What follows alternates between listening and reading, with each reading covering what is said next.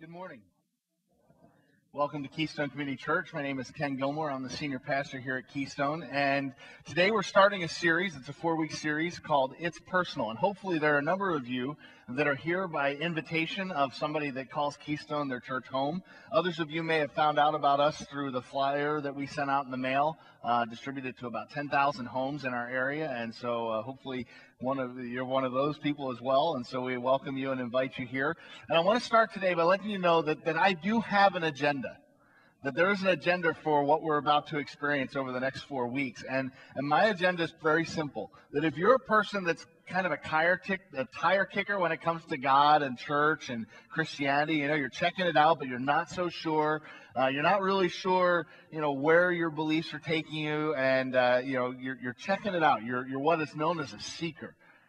Well, my hope is in the next 4 weeks, and my agenda is to do everything within my power, which isn't a whole lot. But everything I can do to help encourage you, convince you, if that's the word, of taking a step and becoming a follower of Christ. Becoming a Christian.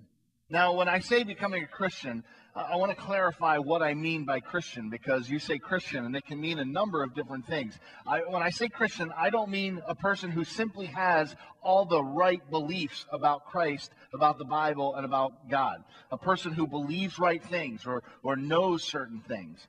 Who believes things that Christians believe.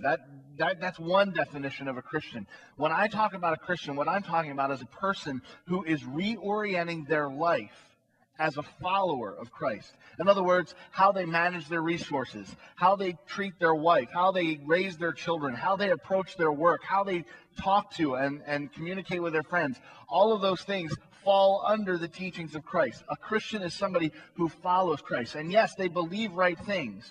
But at the heart is a relationship with Christ that transforms their life. That's what I talk about when I talk about wanting people to become Christians. Over the next 4 weeks, I want to give you, hopefully, enough encouragement that you'll want to be a follower of Christ. Now, there are people who are not followers of Christ that are sitting here. And if you're one of those people, you have a reason that you're not a Christian. You have an obstacle, you have an objection, you have a doubt, you have a question, and somebody brought you here today, and then I stand up, you're sitting there thinking, all right, this is kind of a unique experience, and then the pastor stands up and says, my goal in the next 4 weeks is that you become a Christian. And you came in with one foot on the brake, but now you got both feet on the brakes and you got it in reverse. I mean, you're just like, that's uncomfortable. But really, there are objections that you have. You have some doubts. You have some concerns when it comes to Christianity, this whole God deal. And I understand that. And I respect that you have those obstacles. People who aren't Christians typically have a reason that they're not. Whether it's, the Bible, really? You want me to believe the Bible? Hey, come on, 2 naked people in a garden, that's how this thing got going? I mean, you want me to believe in an ark and how the dinosaurs fit on an ark? I mean, and what in the world is an ark? And then, what are you talking about? You want me to believe that these miracles happen? That Jesus fed 5,000, that he walked on water? I mean, your objection is the Bible. And that's a solid objection to have in becoming a Christian. Some of you might say, Ken, have you opened your eyes to the world lately? I mean, are Christians just so naive to look and talk about a caring and loving God who lets what happens in our world happen? I mean, it's like he has a cold shoulder to a number of people in this world that are suffering. And so suffering in the world becomes an objection to you when it comes to the idea of faith. And that's a solid objection. Maybe it's because you were raised in a different religious tradition. And honestly, the exclusivity of Christianity, for Christians to say Jesus is the only way, is an offensive thing for you. And you're like, you know what? Take a look around. There's a lot of world religions. There's a lot of ways to God. And I object to somebody saying this is the only way. And that's a stumbling block for you. That's an obstacle that you have. Well, yes, it is. And you need to be honest about that. For some of you, it's because you've met other Christians that you don't want to be a Christian. Have you ever had that experience?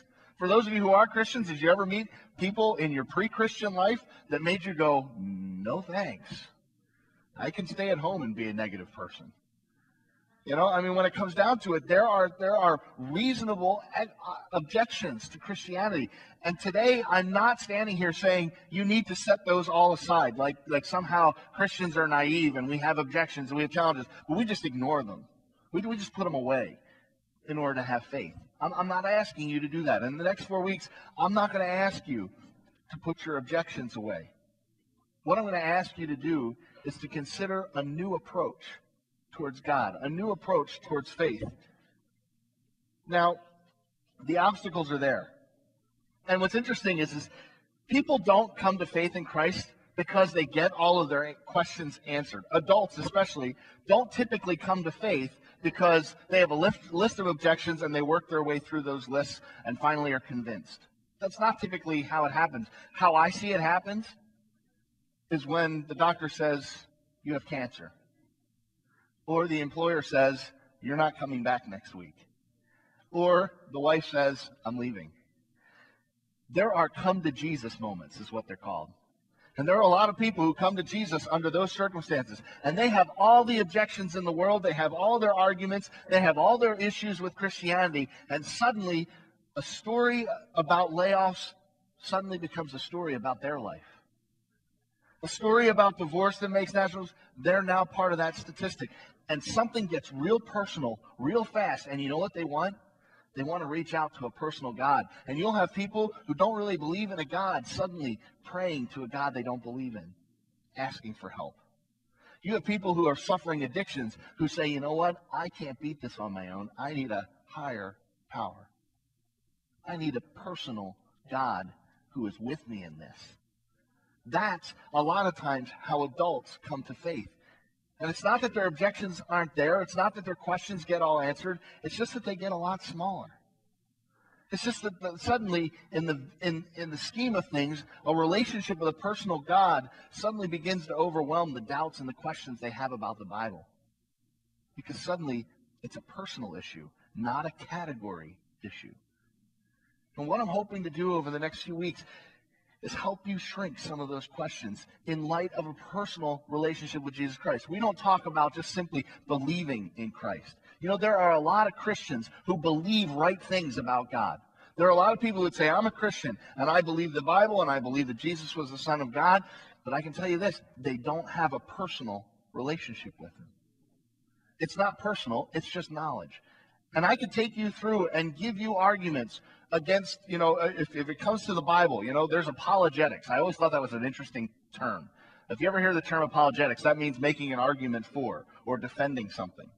And there are Christian apologetics who've written books about the accuracy and the authority of the Scriptures. There are people who write books on how Christians view suffering in the world. And I could give you all of that information, and you would be a lot more knowledgeable about what Christians believe. And you might even find yourself believing the same things. But it doesn't make you a Christian. Because being a Christian means you have a personal relationship with Christ, not just a relationship with a set of beliefs. And so what I'm hoping to do over the next 4 weeks is make it personal for you. To make it personal. You see, because adults become Christians when their questions shrink by the personal nature of a relationship with God. I mean, there are a lot of people who aren't people of faith. You know, it's not that they don't have beliefs. It's not that they might not think there's a God out there. They don't consider themselves Christians. And they look at Christians, and I'll speak for you, because you wouldn't say this. It's kind of rude. That Christians are just naive. That somehow when you bow your head to accept Christ, your brain falls out. And you no longer have to have any concerns and any questions or any doubts. It's all about faith.